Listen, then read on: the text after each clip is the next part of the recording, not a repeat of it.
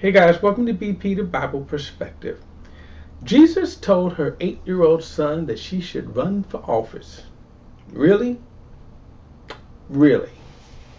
Now before we get into it, please like and share this video and subscribe to BP the Bible Perspective. And as always, if you have a thought or comment, add it to the comment section below. All comments are welcome. Rachel Hamm is running for California Secretary of State. Now, this is a big office. I live in Illinois, and I can tell you that the Secretary of State covers a lot of ground, have a lot of office. So this is not just some small office if she wins, but that's neither here or there. I came across a clip from the Jesse Dollemore YouTube channel of her discussing this. This is a clip that's kind of edited. But it's been kind of making the social media round. And she will go on to say that she's being mocked. But I'm going to come back to that statement. She claims that Jesus appeared to her son and told him that she should run for office. Now I'm going to play a clip. I'm going to play it in its entirety. Then I'm going to come back. I'm going to go back and play it again and dissect it because it just needs to be done.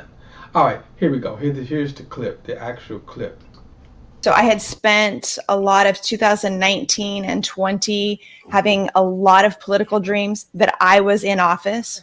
And because our youngest son Ezekiel is a seer, I went and got him. And I said, hey, can you look around and see what you're seeing? Because I get a kick out of hearing him describe, what he sees. And so I said, let me know if you see anything. And so he looked in my bedroom and my bathroom and he said, there's nothing there. And then he goes into the closet, which is where I had been when I was praying. And he said, whoa. And his eyes got like big as saucers. And he kind of like started backing away and they started bending down. And he said, you've got a really big guy in your closet. And his power is pushing me to the ground. And he'd never had that reaction ever. Wow. To an angel. And so I'm like, he's for us, not against us, right? Because I was sure, it's a different response. And he's like, he's full of light. He's so full of light, I can't even see his face. And then he said, and he has a scroll in his hand. And so I was like, then he came with a message. Like, what is the message? And the message was a commissioning. So at the very end, I asked him what his name was, because I thought, what angel is this, And he said, Emmanuel. That wasn't an angel. That wasn't an angel. That was Jesus himself. And so that's why I'm running for Secretary of State. All right. Do I believe this experience happened? Absolutely not. I'm going to kind of go back, as I said, I want to dissect it because many Christians believe it. If you saw the two gentlemen there, they were kind of like, oh, wow. And many times as Christians, and I know being a Christian, being saved in the charismatic movement, the Word of Faith movement, we believe when people tell us that they have these experiences for God. And what is, sad about that, we don't judge it, we don't try the spirits, as John tells us, to see if they are God, because he said many false prophets have gone out into the world. And another thing is, oftentimes we are reluctant to say that people are false prophets. I mean, after all, look at Rachel Hamm. She doesn't look like a false prophet, right? And we could even say she might even be a good person. But that's beside the point. And any time that you step into this prophetic arena, you step it up. And in the book of Numbers, it tells us, and God himself says that when he chooses a prophet, he will reveal himself to that prophet in dreams and in revelation. And that is extremely important because, one, God values his word more than anything. And so when he chooses a person to speak for him, he will make sure that that person, beyond a shadow of a doubt, knows beyond a shadow of a doubt that they have received the word of the Lord and they are giving the word of the Lord. And many of these so-called prophets today are to me shysters. They're deceivers, and it's hard for us to sort of sometimes reckon with that. But let me go back and get into the video again, and this time I'm going to unpack it. Here we go.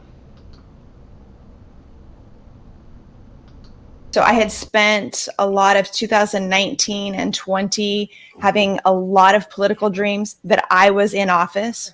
And okay, right off she says that she's had these dreams that she is in office. Again, if God is telling her this, she will be able to say beyond a shadow of a doubt, this is the word of the Lord. And then more importantly, it will come to pass. I'm going to come back to that statement later at the end of this. If what she says is true, then she should get elected to office. But let's continue. And because our youngest son Ezekiel is a seer, I went and got him. And I said, hey, can you look around and see what you're seeing? Because I get a kick out of hearing him describe, what he sees. And so. Okay, false. Seers do not see on demand. That's the first problem here. Seers don't, she doesn't go and say, hey, tell me what you see. Now, again, if this was a true biblical or prophetic experience, the fact that she asked in and of itself is not. But again, this is what you call priming the pump, so that she can get you to, that she can make herself sound plausible and reasonable. And secondly, she says that her son is a seer. Okay, now what does that mean exactly? For example, Samuel, when God called him, he was a young child, and his first encounter was God had called him and he didn't know. And then Eli, who was the high priest, recognized after the third time God had called him that it's the word of the Lord. And he said, the next time that voice calls, say, here I am. But here's the difference. Samuel didn't enter into the office of the prophet until he was an adult. In other words, Samuel, as a little child, wasn't receiving words from the Lord and then prophesying. So she's claiming her 8-year-old son is a seer, which means he is a prophet, that he's been kind of ordained, and not only ordained, but that she's claiming that he has been established as a prophet. All right, let's continue. Which, first of all, I don't believe. Okay, but let's continue. I said, let me know if you see anything. And so he looked in my bedroom and my bathroom, and he said, there's nothing there. And then he goes into the closet, which is where I had been when I was praying. As a prophet, why would he have to go around looking? In other words, why would he have to go around inspecting? In other words, is that how the word of the Lord is revealed? You inspect, you go around and look. This is a sham. That's all it is. It's a sham. And the sad thing is, she may actually believe, that 8-year-old boy may actually believe that they are actually receiving words from the Lord. That's the saddest thing. Let's continue. And he said, whoa, and his eyes got like big as saucers, and he kind of like started backing away, and they started bending down. And he said, you've got a really big guy in your closet, and his power is pushing me to the ground. And he'd never had that reaction ever. Wow. To an angel. Now, by the way, this is why I don't believe what she's saying. Now, she is referring to a reaction instead of, if Jesus appears, and this is why we have the word of the Lord, the Bible, so that we can judge, we have a criteria. So now if Jesus was intending to appear to an 8-year-old boy or anyone, why would he, first and foremost, why would he appear in a closet, right? This is so silly. So Jesus appears to this little boy in the closet. He looks in the closet. She just happened to be praying in that closet. Okay, so the significance there is that, okay, I've been praying in this closet, and maybe there's a presence there that I left and whatever, okay? But Jesus waits in the closet. This is what she's actually saying, that Jesus waits in the closet. He waits in the closet for the little 8-year-old boy to peek into the closet, and there's Jesus sitting in the closet. No, I don't believe it. All right, let's continue. And so I'm like, he's for us, not against us, right? Because I was sure, like, it's a different response.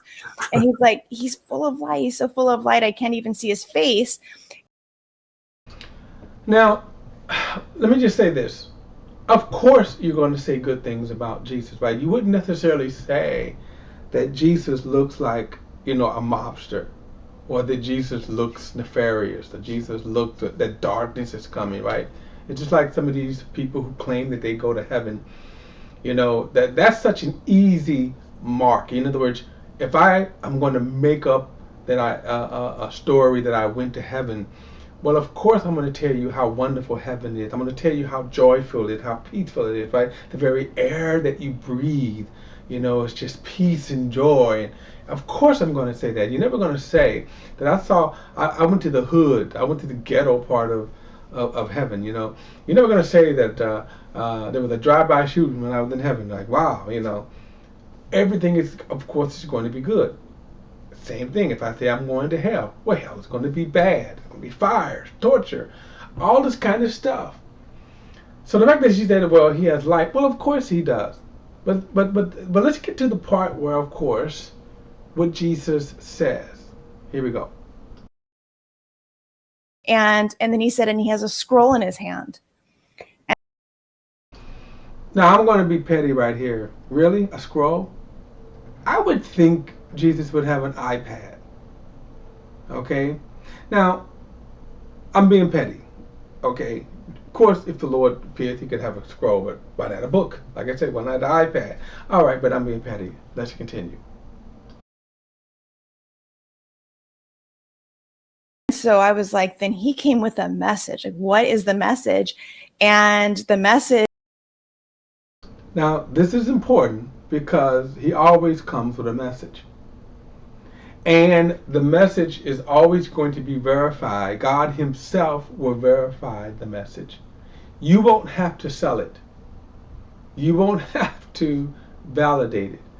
If this is a true encounter from God, God himself will validate it. Let's continue. Was a commissioning. So at the very end, I asked him what his name was, because I thought Now I'm kind of curious that he's, now this is a clip it. So to be fair, I don't know if we're getting the full interview right here. If she explained more, this is this is an edited part. So and so I, when she says it was a commissioning or a commit, I'm assuming the commissioning is for her to run for office. All right, let's continue. What angel is this, And he said, Emmanuel. That wasn't an angel. That wasn't an angel. That was Jesus himself. And so that's why I'm running for Secretary of State. Okay, so if Jesus really appeared to her, and I use this Jesus, I use this picture of the Jesus here because really, fake Jesus. I don't believe in white Jesus, but it's a fake Jesus. But if Jesus truly appeared to her, and like I said, she wouldn't have to sell it. But the bigger issue is this lady is running for office, so now she's appearing on public platforms. and sounding like a nutcase. That's again. Now, the only way that she could be validated is that if she wins the office, and so I believe the election is coming up in June. So we have to wait to June to see if this encounter comes to pass. If this vision, if not, it's not more than a vision. I'm sorry. If that the fact that Jesus Himself appears to her, right? If Jesus Himself appears to her, telling her to run for office, if she actually wins Secretary of State, then we'll know she's a true prophet, won't we? I doubt it very seriously. All right, guys, that is my perspective. I'd love to hear your opinions and views. Add into the comments section below. And remember, all comments are welcome. And don't forget to like and share this video and subscribe to BP The Bible Perspective. Till next time, I'll see you then.